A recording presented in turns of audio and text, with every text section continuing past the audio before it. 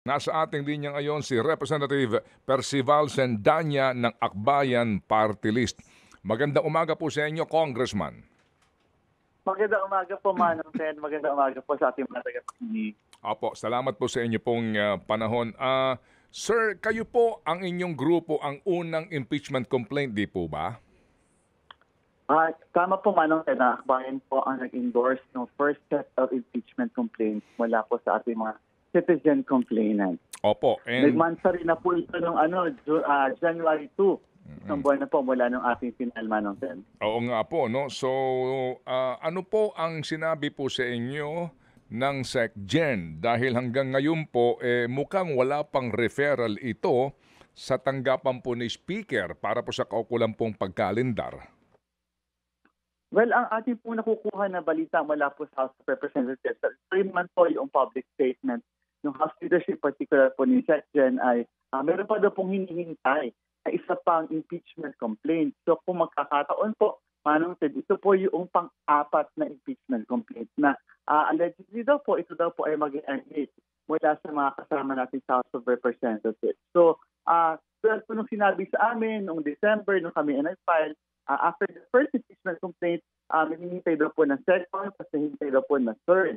So ito po unang 3 impeachment complaints, lahat po ay na-file for the Christmas break. So umaasa po tayo, Manong Ted, na sa pagbabalik natin sa session dito pong January ay matatransmit na po at ito sa Office of the Speaker. Kasi nga po mukhang masyadong napakatagal na noong higit isang buwan. Kahit nga ba meron pang Christmas break na nagdaan para po ito ay maupuan doon sa Office of the Secretary General. So ang status po, hindi pa gumagalaw ang baso, Manong Ted.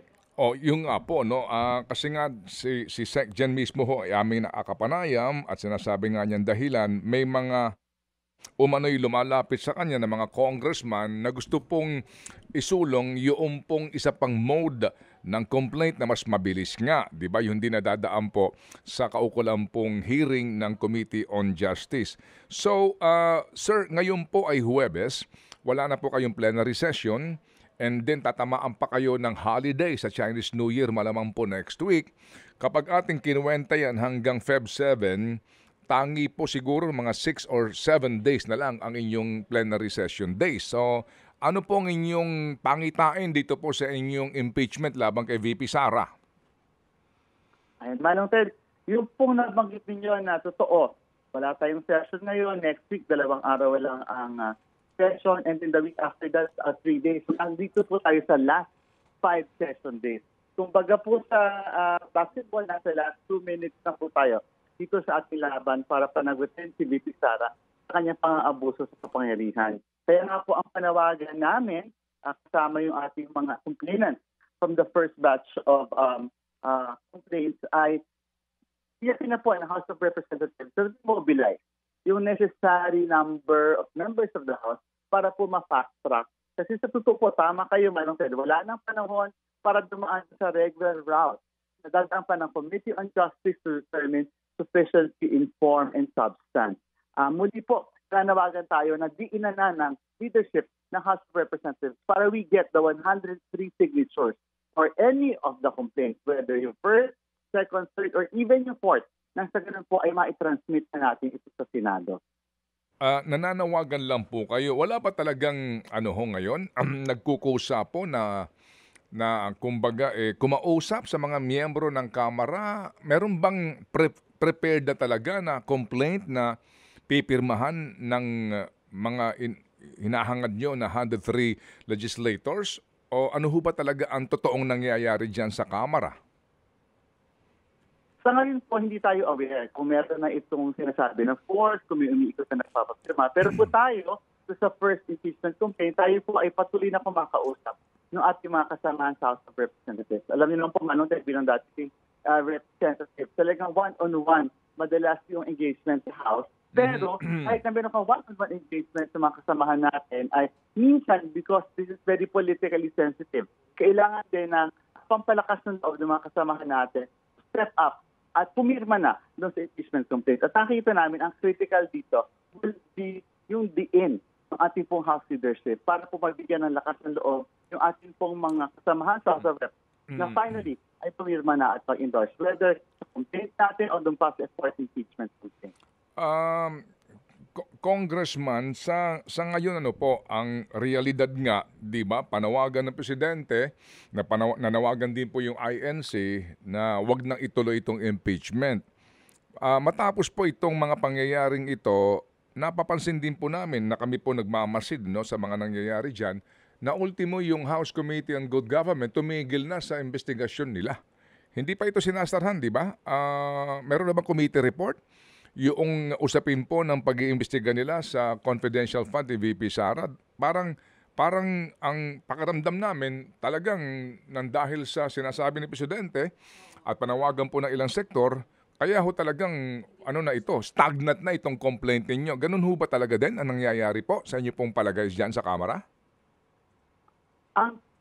Sa palagay po namin, tayo po dun sa first set of impeachment, first impeachment complaint, nakita po natin na ito nangyayari ngayon sa labas ng House of Representatives. Yung political climate natin is the opposite. Maari nga pong yung nangyayaring mga recent developments ay actually made the impeachment complaint more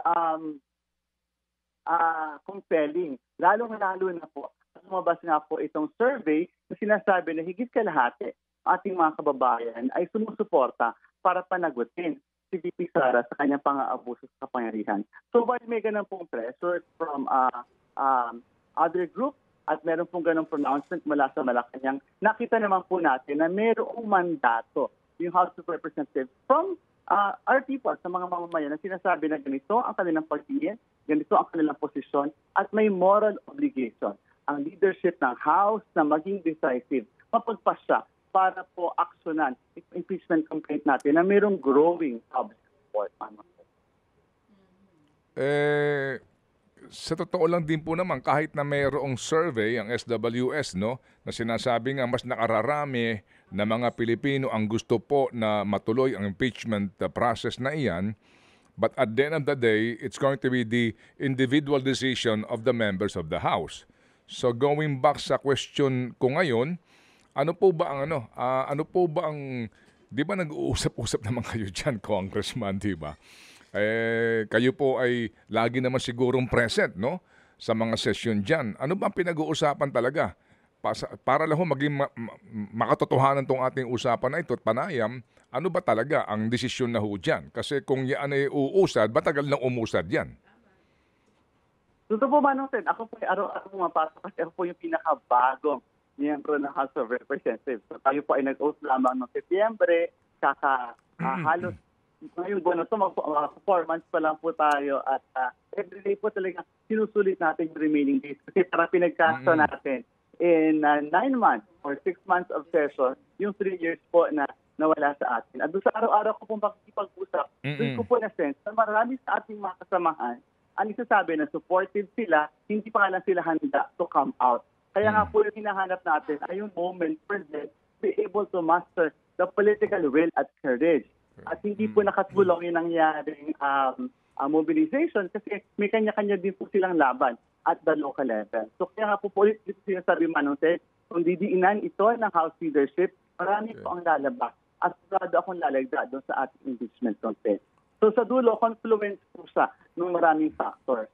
Ang panasisense sa ating mga kasama ay supportive naman sila, kaya lang ay hindi pa sila handang lumabas. So mukhang yung go signal, mukhang yung diin ng House leadership to spell the difference for the impeachment complaint.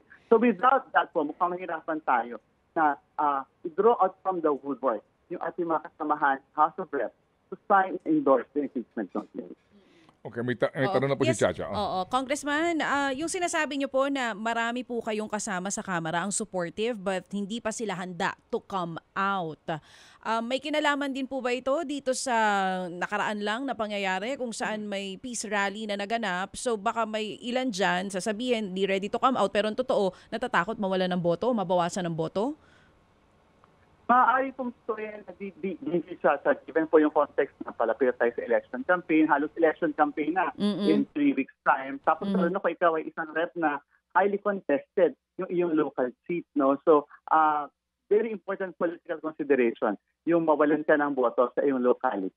But yung mandato ng, 'di ba, ng mga kongresista ng Kamara, hindi nila magagawa kung ang uunahing isipin ay yung mawawalan ng boto. Napakahalaga po talaga nung both mandate at saka yung ma-re-elect ka doon sa yung posisyon para maipagpatuloy mo yung ginagawa para sa yung distrito o yung party list group. Opo. Sige. So, Congressman, ano lang mo ito, no? Kumbaga, yung po kasing sagot po ninyo, kayo pa rin umaasa, yung House leadership, umaksyon dito, di ba? Dinggin yung naging resulta ng pagtatanong sa mga kababayan natin tungkol sa impeachment, etc. Pero sa realidad ngayon, ano po talaga? Tingin po ba ninyo, itong remaining session days hanggang Feb 7 po, ano ho ang inyong damdamin dito? Hindi ho talaga ito. Ibabaon na mas nanaisin nyo ba na hindi na ito aktuhan ng SecGen? I mean, as in, hindi niya ito i-refer sa speaker para hindi matawag na initiated na yung impeachment complaint. Otherwise, kapag ito'y na-initiate na, magbibilang na po tayo dito kapag hindi ito nag-prosper, may 1 year na po na ban for another impeachment complaint laban kay VP Sara. So yung 20th Congress, sa loob ng 1 taon, they can no longer proceed with any impeachment complaint against the Vice President. Sa ngayon po, Manong Ted, ang inaasang ating pong hangad, particular po itong makasama natin sa first impeachment complaint, kasama lamang po kami last Thursday, ay magkaroon na po ng fast-track process na binabanggit natin kanina. Pumirma 103 members of the House of Representatives to any of the complaints at ito po ay matransit na agad sa Senado. At again, kung may political will, kakayanin ito dun sa last 5 remaining session days of the House of Representatives. Manong Dave Chapman. Okay, so ang inyo pong, kumbaga, ang inyong damdamin ay, ano na pa rin po, no? Umaasa kayo na aaksyon pa rin and political will para matuloy na ito at ma-transmit sa Senate. But theoretically po, that is impossible, no? So, sabihin po, kung dadaan ito doon sa proseso na magkakaroon pa po ng pagdinig sa Committee on Justice. So, to again reiterate my question para po makuha ko po yung inyo pong sagot dito po sa akin binabanggit. Kasi, Congressman, theoretically po, di ba, isinasaad po sa ating ang saligang batas na dapat po, kapag po nakatanggap ng impeachment complaint, ang SecGen, dapat po within 10 session days, from filing, dapat po ito'y kaagad nang ma-refer sa proper committees within 3 session days. At yun nga po yan, para mo matawag na initiated na yung impeachment complaint. Tinanggap ni SecGen ito, kayo po December 2, December 4 yung pangalawa, and then December 19 yung pangatlo. So kung sakasakali po kasi na ito'y ma-refer na, ma-initiate na, matawag na po na initiated na, magkakaroon ng 1-year ban Di po ba? Alam niyo po ba yon? Opo, yun po yung ating House rules, Manong Ted, pagdating sa impeachment complaint. Consistent with the provisions of the Constitution. Sige, so ano po? Yung po sinasabi ng House rules, sorry po, Manong Ted, yung sinasabi nga po ng House rules natin, dapat upon receipt, the Secretary should immediately transmit it to the Office of the Speaker, and the Speaker has 10 session days para po ito i-take up sa plenaryo. Correct po. Yes sir, Yes sir. And yun nga po. So kung ano ho bang inyong legal dito strategy? Kasi again mas maganda na ba ngayon kung talagang ito'y tutulugan na lang ng 19th Congress, mas mainam na hindi magsimula yung initiation para technically sa 20th Congress you can file another impeachment complaint dahil baka noon iba na ang atmosphere, iba na ang sitwasyon sa politika. Na baka po sa 20th Congress, makapagsimula kayo ng panibagong filing at magkaroon na po ng initiation and process. O gugustuhin pa rin po ninyo na ito'y ma-initiate na and you will have the ban ng 1 year. Ano po ba ang inyong legal dito strategy? Manong, for the legal strategy, ang binabalikan ko po dito, yung position po ng ating mga citizen complainants. Yung akbayan po as endorser, ginagawa na po natin yung ating tungkulin. Endorse po natin yung complaint na ilalapit sa atin ng mga civil society, religious, and academic leaders. Sa dulo po, whether the House of Representatives takes on yung regular route or the fast track route, ito po ay nasa House leadership. Pero sa atin po kasi, ang position po natin, yung pag-hold accountable sa ating po mga government officials, dapat lagi itong ASAP. Dapat lagi itong urgent. No? So, sa amin po, ganun pa rin ang position natin, to hold VP Sara accountable para sa kanyang pang-abuso sa kapangyarihan, dapat gawin ito sa lalong madaling panahon. So we maintain that position, Manong Ted, na hopefully within the 19th Congress ay magawa itong prosesong ito.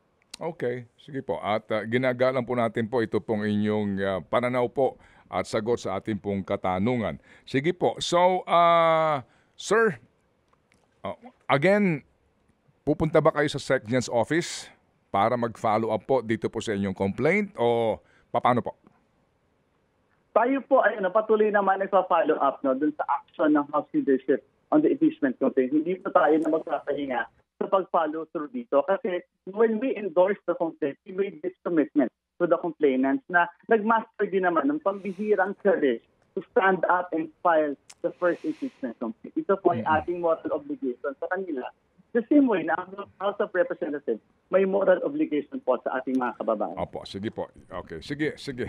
Anyway, Congressman, meron pong inilabas na papel si Congressman Ungab, dating Committee on Appropriations Chair, sinasabi nga na yung pong BICAM report ay may mga blanco na mga provision.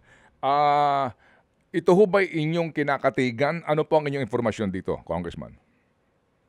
Kahapon po, na-review din po namin kasi sinasabi po nila na meron na po kaming nakuha yung individual members ng House of Reps na physical copy of the GAA. So that we are checking now, Manong Ted. So wala pa kayong informasyon? Wala po kami informasyon. Apo, hindi niyo mako-confirm ito o hindi pa ho, kasi hindi niyo pa ho ito nakikita na may kopya ho kayo? Yung physical copy po, hindi pa po namin nakikita. Kahit everyday po akong pumapasok sa session, Manong. Kasi ang sinasabi po nila ay nakuha daw po dun sa mga present during session. Congressman, ano po ang inyong boto sa budget bill nang ito po'y inaprubahan po noong pong 11 ng Enero? Ayan. Disyembre. Ano po ang inyong naging boto po doon sa pagsalang po ng Bicameral Conference Committee report ratifying the proposed budget? What was your vote?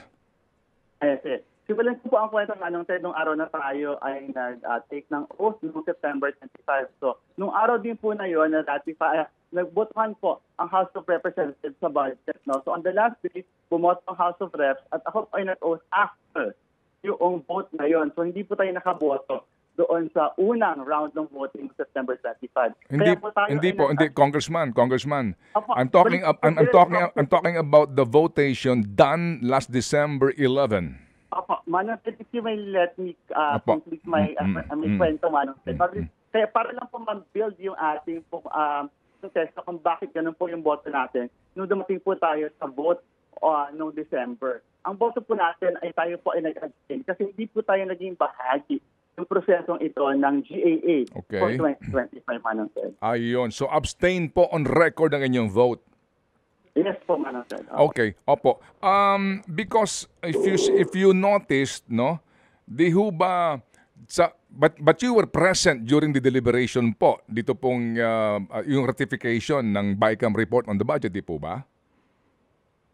You were present, right? Okay, you were present.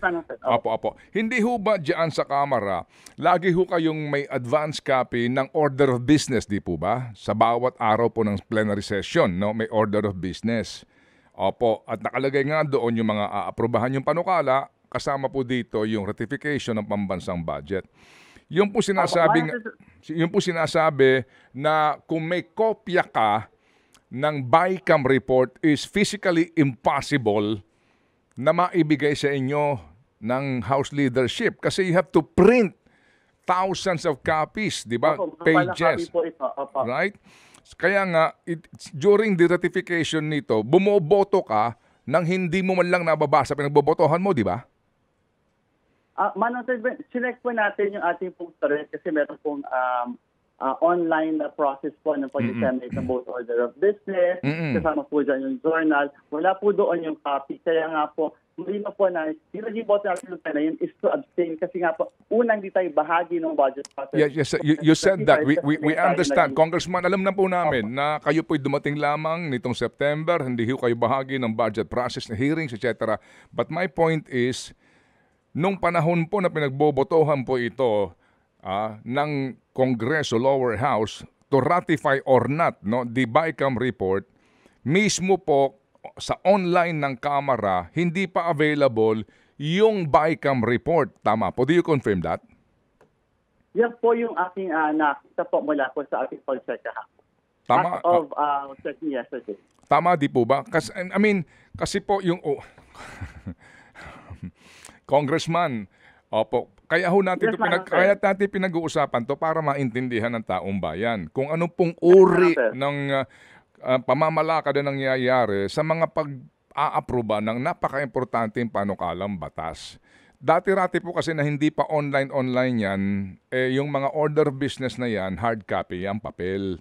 Dito po kasi ngayon, online na. So my point is, nakakalendar yung ratification ng budget, pero ikaw na naandoon present sa hearing, wala kang kopya. Hindi mo alam kung ano ang laman ng pinagbobotohan ninyo. Di po ba ganon?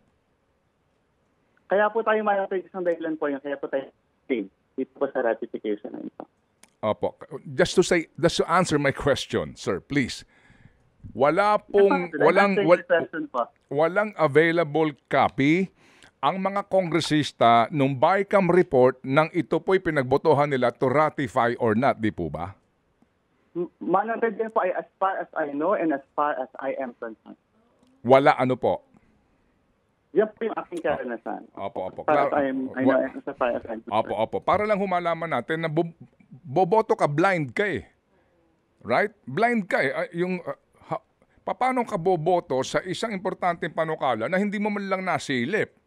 Kaya nga yung sinasabi ng mga insertions, mga pagbabago, doon na nga po iyon ang sinasabi ho dito na nangyari, di ba? Opo, kaya po nga ang nangyari ngayon, may naglalabas na mga sinasabing blanco yan. Gusto namin malaman, yung blanco na yun, kailan nakuha yung kopyang yun?